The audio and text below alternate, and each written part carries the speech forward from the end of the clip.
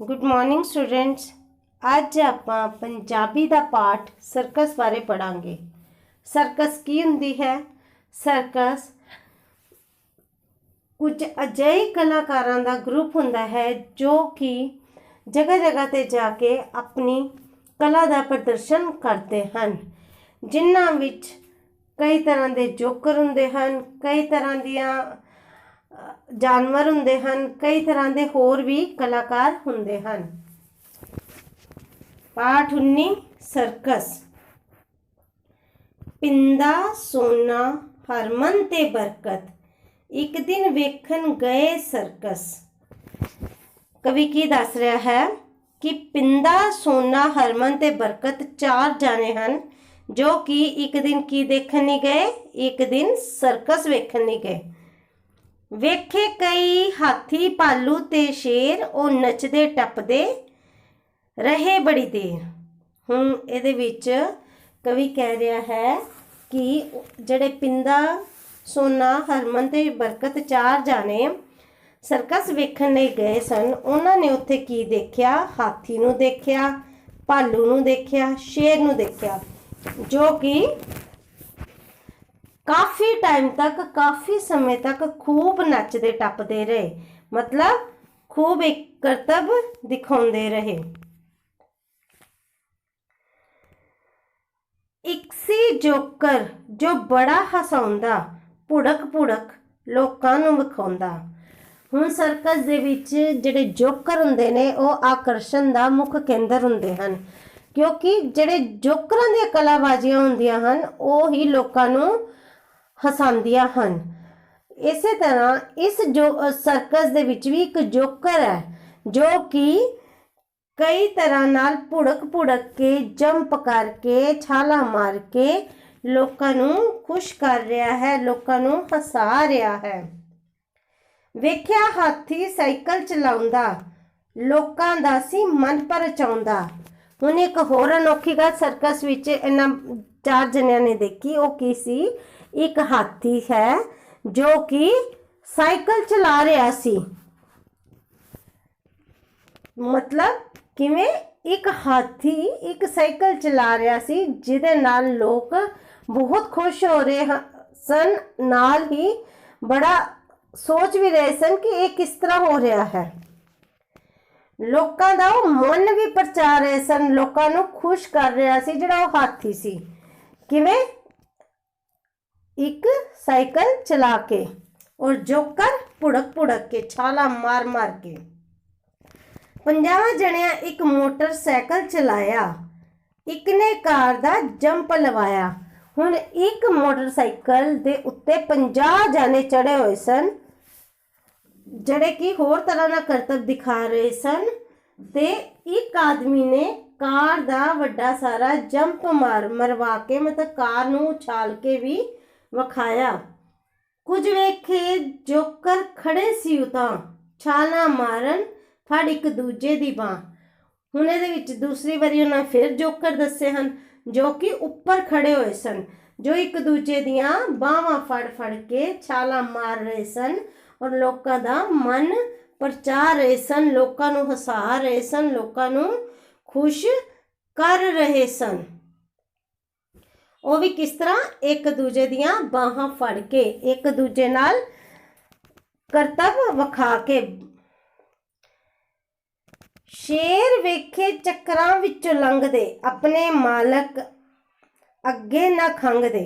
हुण शेर है, शेर कौन गिनिया जाता है? शेर एक जंगल दा राजा गिनिया जाता है, पर जिहड़े उत्थों दे सर्कस दे कलाकार हैं उन्होंने शेरां नूं इस तरह सिखाया है कि वो एक चक्कर विचों लंघ जाते हैं, पर अपने मालक अगे, जिहड़ा कि उन्हां दा मालक है, उन्हां नूं हैंडल कर रहा है, वो उन्होंने कुछ नहीं कहते। जिहड़ी ये पंक्ति है, अपने मालक अगे ना खंघदे, जिहदा मतलब यह है कि वो अपने मालक अगे किसी भी तरह की ना नुक्कर नहीं करते, मालक नूं तंग नहीं करते। मतलब अपने मालक ने जिसने उन्होंने सिखाया है उसका सारा कहना मनते हैं। रबड़ वर्गियां सी बड़ियां कुड़ियां इधर उधर हर पासे मुड़ियां। ਹੁਣ ਇਹਨਾਂ ਪੰਕਤੀਆਂ ਦਾ ਕੀ ਮਤਲਬ ਹੈ?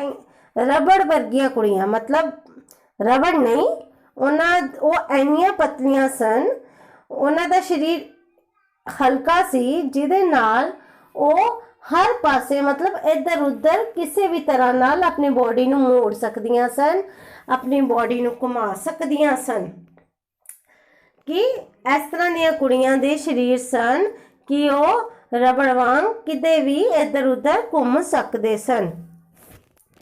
ਜਦ ਉਹਨਾਂ ਮੈਨੂੰ ਸਭ ਆ ਕੇ ਦੱਸਿਆ, ਮੈਂ ਵੀ ਸਰਕਸ ਵੇਖਣ ਨੱਸਿਆ। ਹੁਣ ਕਵੀ ਕੀ ਕਹਿ ਰਿਹਾ ਹੈ ਕਿ ਜਦੋਂ ਵੀ ਮੇਰੇ ਦੋਸਤਾਂ ਨੇ, ਜਿਹੜੇ ਉਹਦੇ ਦੋਸਤ ਸੀ ਪਿੰਦਾ, ਸੋਨਾ, ਹਰਮਨ ਤੇ ਬਰਕਤ, ਜਦੋਂ ਉਹਨਾਂ ਨੇ ਆ ਕੇ ਲੇਖਕ ਨੂੰ ਇਹਨਾਂ ਸਾਰੇ ਕਰਤਬਾਂ ਬਾਰੇ ਦੱਸਿਆ। ਕਿਹੜੇ ਕਰਤਬ? ਜਿਹੜੇ ਜੋਕਰਾਂ ਦਾ ਕਰਤਬ ਸੀ, ਕੋਈ ਕੁੜੀਆਂ ਦੇ ਮਤਲਬ ਸਰੀਰ ਮੋੜਨ ਦਾ ਕਰਤਬ ਸੀ, ਹਾਥੀ ਦੇ ਸਾਈਕਲ ਚਲਾਉਣ ਦਾ ਕਰਤਬ ਸੀ, ਸ਼ੇਰਾਂ ਦੇ ਚੱਕਰਾਂ ਵਿੱਚੋਂ ਲੰਘਣ ਦਾ ਕਰਤਬ ਸੀ, ਜਾਂ ਮੋਟਰਸਾਈਕਲ ਦੇ ਉੱਤੇ 50 ਜਣਿਆਂ ਨੂੰ ਦੇ ਬੈਠਣ ਦਾ ਕਰਤਬ ਸੀ, ਕਾਰ ਨੂੰ ਜੰਪ ਲਵਾਉਣ ਦਾ ਕਰਤਬ ਸੀ। ਇਹ ਜਦੋਂ ਕਰਤਬ ਉਹਨਾਂ ਨੇ ਆ ਕੇ ਆਪਣੇ ਦੋਸਤਾਂ ਨੂੰ ਦੱਸਿਆ ਤਾਂ ਮੈਂ ਵੀ ਸਰਕਸ ਵੇਖਣ ਨੱਸਿਆ। ਨੱਸਿਆ ਮਤਲਬ ਭੱਜ ਜਾਣਾ। ਇੰਨੀਆਂ ਸਾਰੀਆਂ ਗੱਲਾਂ, ਇੰਨੀਆਂ ਸਾਰੀਆਂ ਖੂਬੀਆਂ, ਇੰਨੇ ਸਾਰੇ ਕਰਤਬ ਸੁਣ ਕੇ ਜਿਹੜਾ ਕਵੀ ਹੈ, ਕਵੀ ਜਿਹੜਾ ਕਿ ਕਵਿਤਾ ਰਚ ਰਿਹਾ ਹੈ, ਉਹਦੇ ਕੋਲੋਂ ਵੀ ਖਲੋਤਾ ਨਾ ਗਿਆ। ਉਹ ਫਟਾਫਟ ਭੱਜ ਕੇ ਸਰਕਸ ਵੇਖਣ ਗਿਆ। ਕੀ ਵੇਖਣ ਗਿਆ? ਸਰਕਸ ਵੇਖਣ ਗਿਆ। ਕਿਸ ਕਰਕੇ? क्योंकि उसने अपने दोस्तों तो जो एक करतब सुने था वो बहुत खुश होया और उसनों ये लगा कि ये चीज़ जड़ी है ये देखने वाली है, सानू अपने इस सर्कस नू देखना चाहिए है और इंजॉय करना चाहिए है।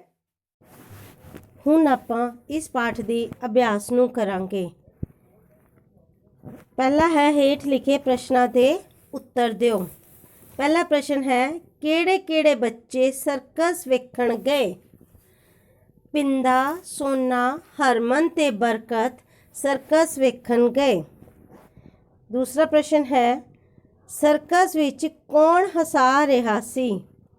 ਉੱਤਰ ਸਰਕਸ ਵਿੱਚ ਜੋਕਰ ਹਸਾ ਰਿਹਾ ਸੀ। ਕਈ ਤਰ੍ਹਾਂ ਦੇ ਕਰਤੱਵ ਕਰ ਕਰਕੇ ਉਹ ਲੋਕਾਂ ਨੂੰ ਖੁਸ਼ ਕਰ ਰਿਹਾ ਸੀ, ਹਸਾ ਰਿਹਾ ਸੀ। ਤੀਸਰਾ ਪ੍ਰਸ਼ਨ ਹੈ ਸਰਕਸ ਵਿੱਚ ਹਾਥੀ ਕੀ ਕਰ ਰਿਹਾ ਸੀ? ਸਰਕਸ ਵਿੱਚ ਹਾਥੀ ਸਾਈਕਲ ਚਲਾ ਰਿਹਾ ਸੀ। ਉਸ ਤੋਂ ਬਾਅਦ ਅਗਲਾ ਪ੍ਰਸ਼ਨ ਹੈ ਕਿੰਨੇ ਜਣਿਆਂ ਨੇ ਮੋਟਰਸਾਈਕਲ ਚਲਾਇਆ? ਕਿੰਨੇ ਜਣਿਆਂ ਨੇ ਮੋਟਰਸਾਈਕਲ ਚਲਾਇਆ? 50 ਜਣਿਆਂ ਨੇ ਮੋਟਰਸਾਈਕਲ ਚਲਾਇਆ। ਕਿੰਨਿਆਂ ਨੇ ਚਲਾਇਆ ਸੀ? 50 जने। 50 कौन? 50। किन्ने जने ने मोटरसाइकिल चलाया? 50 जणियां ने मोटरसाइकिल चलाया सी। कुड़ियां किहो जिहियां सन? अगला प्रश्न है कुड़ियां किहो जिहियां सन? कुड़ियां रबड़ वर्गियां सन। रबड़ वर्गियां मतलब उन्हां दी जिहड़ी बॉडी सी, उन्हां दा जिहड़ा शरीर सी इस तरह दा सी कि वो रबड़ वांग मुड़ सकदियां सन, अपनी बॉडी नूं किसी भी तरह नाल मूव कर सकदियां सन। अगला प्रश्न है खाली थावां च कविता दियां सतरां चुन के लिखो। पहला है वेखे कई हाथी भालू ते शेर। वेखे कई हाथी भालू ते शेर ओ नचदे टपदे रहे बड़ी देर। मतलब पहले उन्होंने की देखा सी? हाथी भालू ते शेर जो कि काफ़ी टाइम तक नचते टपते रहे, बड़ी देर तक लोगों का मनोरंजन करते रहे। कुछ वेखे जोकर खड़े सी उतां छाला मारन फड़ एक दूजे दी पा। और कुछ जोकर भी सन जो ऊपर खड़े हुए सी। सर्कस दे विच ना बहुत सारे मतलब इस तरह दे करतब दिखाने वाली जगह बनिया होंदियां हन। कुछ उपर होंदियां हन, कुछ नीचे होंदियां हन। पर कवि दस रहा है कि जिहड़े जोकर खड़े सी वो बिल्कुल उतां खड़े सन, मतलब उपर नूं खड़े सन, जिथे वो खड़े होके अपने ਕਰਤੱਵ ਦਿਖਾ ਰਹੇ ਸਨ। ਉਸ ਤੋਂ ਬਾਅਦ ਹੈ ਹੇਠ ਲਿਖੇ ਸ਼ਬਦਾਂ ਦੇ ਵਾਕ ਬਣਾਓ। ਇਹਨਾਂ ਨੂੰ ਵਾਕਾਂ ਵਿੱਚ ਵਰਤਣਾ। ਟੱਪਣਾ, ਸਰਕਸ ਵਿੱਚ ਜਾਨਵਰ ਨੱਚ ਟੱਪ ਰਹੇ ਸਨ। ਸਰਕਸ ਵਿੱਚ ਜਾਨਵਰ ਨੱਚ ਟੱਪ ਰਹੇ ਸਨ।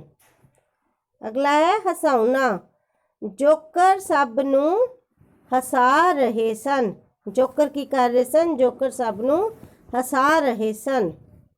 ਅਗਲਾ ਹੈ ਜੰਪ, ਸਰਕਸ ਵਿੱਚ ਕਾਰ ਦਾ ਵੀ ਜੰਪ ਲਵਾਇਆ ਗਿਆ। ਵੈਸੇ ਤਾਂ ਜੰਪ ਮੈਨੂੰ ਹੁੰਦਾ ਛਾਲ, ਉਛਲਣਾ, ਛਾਲ ਮਾਰਨੀ, ਉਛਲਣਾ, ਪਰ ਇੱਥੇ ਕਾਰ ਨਹੀਂ ਨਾ ਉਛਲ ਸਕਦੀ ਆਪਣੇ ਆਪ, ਇਸ ਕਰਕੇ ਜੰਪ ਵਰਡ ਨੂੰ ਹੀ ਯੂਜ਼ ਕੀਤਾ ਗਿਆ ਹੈ ਕਿ ਸਰਕਸ ਵਿੱਚ ਕਾਰ ਨੇ ਦਾ ਵੀ ਜੰਪ ਲਵਾਇਆ ਗਿਆ। ਉਸ ਤੋਂ ਬਾਅਦ ਹੈ ਚੱਕਰ, ਸ਼ੇਰ ਚੱਕਰਾਂ ਵਿੱਚੋਂ ਲੰਘ ਰਹੇ ਸਨ। ਸ਼ੇਰ ਚੱਕਰਾਂ ਵਿੱਚੋਂ ਲੰਘ ਰਹੇ ਸਨ। ਨੱਸਣਾ, ਸ਼ੇਰ ਨੂੰ ਵੇਖ ਕੇ ਸ਼ਾਮ ਨੱਸ ਗਿਆ। ਨੱਸਣਾ ਮਤਲਬ ਭੱਜਣਾ, ਭੱਜ ਜਾਣਾ, ਦੌੜ ਜਾਣਾ।